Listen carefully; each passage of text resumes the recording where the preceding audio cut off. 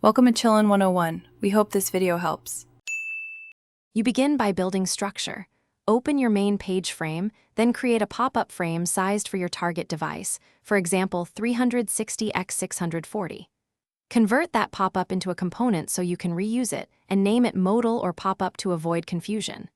Add the essential content, a title, body text, a close icon, and use auto layout for consistent spacing.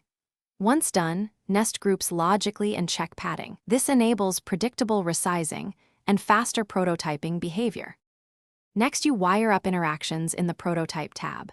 Select the trigger element, a button or card, and set its action to open overlay targeting your modal instance.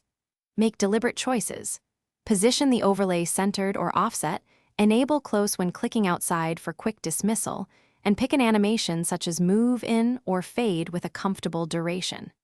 Make sure to test different positions and consider fixed positioning for toolbars. This controls how the pop-up appears relative to the underlying content. Finally, validate the experience by entering present mode and exercising open, close, and keyboard escape. Ensure animations feel natural and overlays don't block essential UI. Make sure focus is visible on interactive elements and leave accessibility notes for developers, such as focus trap behavior and area equivalence. If something fails, first confirm you're targeting the modal instance, check layer Z order so the overlay sits above content, and recheck the open overlay settings, toggling close when clicking out. Thanks for watching. Consider subscribing if we helped you.